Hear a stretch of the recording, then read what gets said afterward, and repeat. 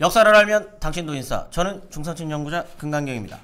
안녕하십니까. 한국근현대사 연구하고 있는 김동주입니다. 오늘은 60, 70년대를 넘어서면서 어떻게 삼겹살이 우리의 가장 가까운 친구가 될 수 있었는지 요 얘기를 좀 연달아서 해주시면 좋을 것 같아요.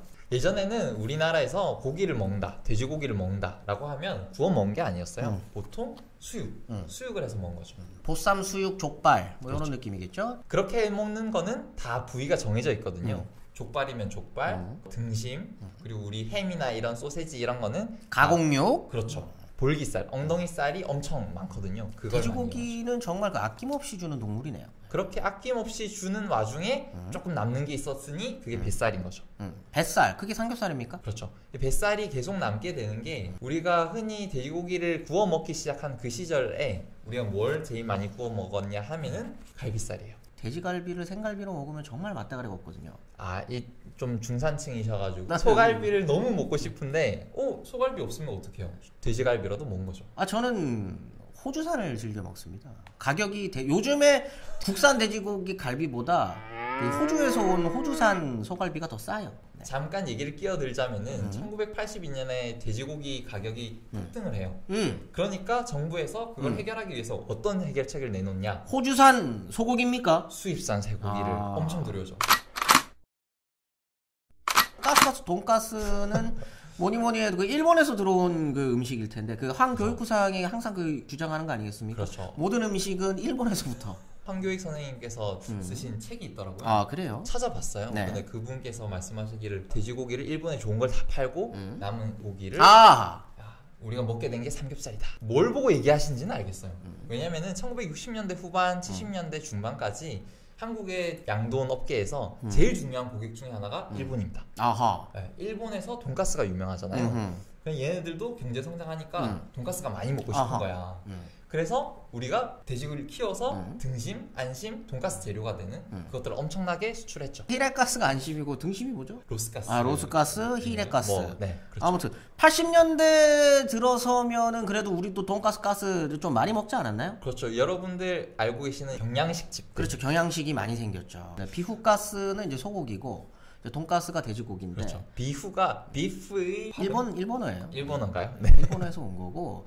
제가 그 초등학교 졸업했을 때 저희 아버지 어머니가 저희 그 초등학교 앞에 있었던 경양식집을 데리고 가셨는데 굿후랜드에서 제가 돈가스 시키려니까 어머니가 그런 말씀을 하셨거든요. 이런 날에는 이렇게 기쁜 날에는 비후가스다. 그래서 비후가스를 삼겹살 얘기는 그래서 언제 나오는 겁니까? 돼지를 키워서 등심도 해먹고 안심도 해먹고 소고기 대신이지만 뭐 갈비도 먹고 소세지 하고 이렇게 하면 남는 부분이 아까 말씀드렸던 뱃살입니다. 뱃살이 계속 남는 거예요. 저도 뱃살이 계속 남아요. 돼지고기가 많이 소비되면 많이 소비될수록 뱃살은 계속 남게 되고 그러다 보니까 이제 뱃살을 정리할 필요가 있는 거예요. 저도 뱃살 정리가 필요한데 이때도 마찬가지로 돼지 뱃살 정리가 필요했군요. 그렇죠. 1970년대 후반, 1980년대 넘어가는 그 무렵에 이제 공급량이 엄청나게 늘어난 돼지 뱃살 이걸 어떻게 해결할 것이냐라고 했을 때 해결책으로 나온 게 삼겹살이라는 거죠. 근데 삼겹살이 이때부터 먹기 시작했다라고 보긴 좀 힘들지 않나요? 그 전부터 어쨌든 먹기는 먹었잖아요. 삼겹살이라는 표현 자체도 나온 지가 얼마 안 되고 그리고 삼겹살이 아니라 이전엔 이것도 굽고 저것도 굽고 했던 거죠. 그런데 이제 삼겹살이라고 일종의 브랜딩이라고 할까요? 라고 하면서 이제 70년대 후반부터 80년대 넘어가면서 급격하게 식탁 위로 올라오게 된 겁니다. 그 계기가 저기 강원도 쪽에 탄광들이 많이 있었잖아요. 그런 탄광 쪽에서 보통 그 힘들게 일을 하시고 나와서 딱 소주 한 잔에 삼겹살 탁 간단하게 먹을 수 있는 그런 걸로 많이 시작을 했는데 약간 그런 겁니까? 목구멍에 기름칠 좀 해야 된다. 기름칠 좀 하는 거죠. 특히 이게 삼겹살이 다른 고기에 비해서 남는 고기다 보니까 공급량도 많고 그만큼 가격도 저렴하다 보니까 노동하시는 분들이 그만큼 쉽게 찾을 수 있었던 거죠. 맛있으니까 드셨었던 걸 수도 있죠. 그렇죠. 그런데 그렇게 먹던 것이 공장지대에 번지고 더 나아가서 이제 회사에서 간편하고 그리고 또 싸게 먹을 수 있는 그런 회식 메뉴로 등장을 하게 되죠. 남는 고기니까. 그렇죠. 가격이 확실히 싸거든요. 1980년부터 IMF가 터지는 1990년대 후반까지 계속 돼지고기 실질 가격이 계속 하락합니다. 그래서 그걸 등에 업고 이제 삼겹살이 대중적인 음식이 되는 거죠. 그러니까 결국에는 80년대로 넘어가야지 이제 삼겹살도 유행을 하게 되는 거겠네요. 그렇죠. 그 우리가 삼겹살과 돼지고기를 대중화시키고 기본적으로 육류 소비량을 늘어나게 해줬었던 분은 그 전두환 대통령 각하다 뭐 이렇게 얘기하시는 건가요? 네. 전두환 덕분이라고 말하기는 조금 힘들 것 같고요. 오히려 1980년대에 민주화 운동을 하셨던 많은 분들 덕분에 우리가 실질임금 상승을 이뤄냈잖아요. 이제 그만큼 먹을 수 있는 공급량이 받쳐줘야 되는 거고 그리고 그 공급량에 대해서 사 먹을 수 있는 소득까지 받쳐줘야 된다는 거죠. 이게 어떤 또 역사적 의미를 가질 수 있는지에 대한 이야기 좀 설명해 주시죠. 한국이 사실 돼지고기를 이렇게 많이 먹게 되긴 했는데 네. 우리나라에서 돼지고기를 많이 먹는 게 사실 자연스럽진 않아요. 왜냐면은 한국이 여러분들 알다시피 산지가 엄청 많고 산에서 좀 뛰어놀고 해야 그러면 살이 빠지겠구나. 죄송합니다.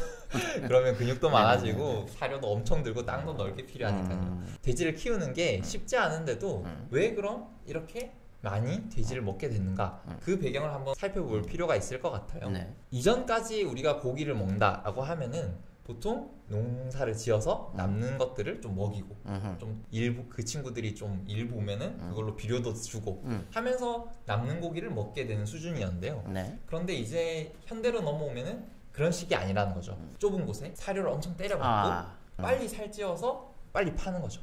돼지들한테 감정이입을 하면 굉장히 눈물 나는. 닭이랑 비슷하게 키운다는 거 아니에요 지금? 그렇죠. 가둬놓고 밥 먹이고 살 불리고. 호주산 소고기들은요 이 청정 자연에서 뛰어놀다가 굉장히 행복한 죽음을 맞이하시는 분들이 그런가요? 이런 말씀드리기 그렇지만 호상입니다. 한국에서는 기본적으로 보통 공장식 축산이라는 말을 쓰거든요. 그런 공장식 축산이 80년대 90년대를 거치면서 정착을 하게 됩니다. 그랬을 때 물론 돼지를 키우는 건 농가가 키우는데 사료, 종돈 그리고 뭐 예를 들어서 그걸 가공해서 팔고 유통시키고 한 이런 것들은 다 대기업이 독점을 하고 있는 상황인 거죠. 간단하게 말하면은 돼지를 키우시는 분들은 농가에 있는 농민들이지만 나머지 것들을 전담하는 사람들은 다 대기업인 것이다. 도드람! 맛있는 우리 돼지 도드람 그거 말씀하시는 거잖아요. 네, 그런 분들이 물론 우리가 맛있게 고기를 먹게 잘 해주는 기업이기도 하지만은 한편으로는 그런 것들을 하다 보면은 당연히 농가 입장에서는 이제 더 싼 가격에 공급을 할 수밖에 없고 싼 가격에 공급하려면 당연히 더 싼 사료, 더 살이 많이 찌는 사료 그리고 돼지도 조금만 먹여도 살이 많이 찌는 돼지 그런 돼지들을 도입할 수밖에 없는 상황인 거죠.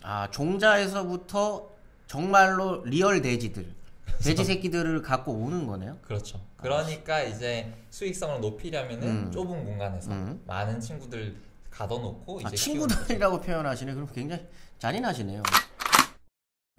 이 바닥에 그러면 최고의 강자가 누구죠? CJ 같은 경우에는 사료 산업, 그 육가공 이런 것들을 다 잡고 있으니까 농가 앞으로, 농가 뒤로 다 이게 포위를 하고 있는 거죠. 이렇게 해서 만들어진 돼지고기들이 우리들한테 공급이 되는 거고 어떻게 공급되느냐? 마트입니다. 김광영 선생님 예전에 고기 사시면 어디서 사셨나요? 어릴 적에 초등학교 때? 집 앞에 있는 정육점에 샀죠. 그렇죠. 이전에는 정육점에서 우리가 고기를 샀는데 지금 고기가 유통되는 주요 유통망은 마트죠. 이마트, 홈플러스, 뭐 롯데마트 이런 데서 이제 유통이 되는 거죠. 여러분 마트 소고기가 정말 맛대가리가 없어요. 돼지고기도 그렇고요. 마트 고기들이 굉장히 퍽퍽하고 질적으로 좋지 않은 거예요. 동네 정육점을 이용하십시오 여러분. 우리 지역 상권 살려야 되지 않겠습니까? 골목 상권 죽는 건가요? 이상한 소리 하지 마시고요.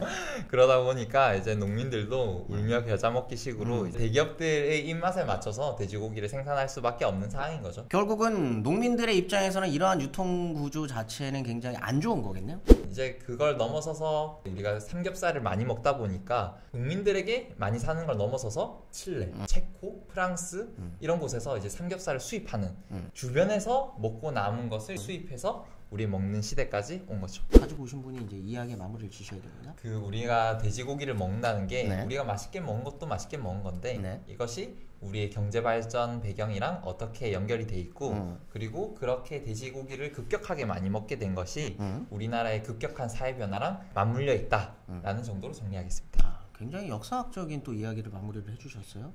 오늘은 황금돼지에 털어보는 돼지고기 이야기였습니다. 저는 중상신연구자 금강경이었고요. 감사합니다. 좋아요, 구독하기 눌러주시면 땡큐.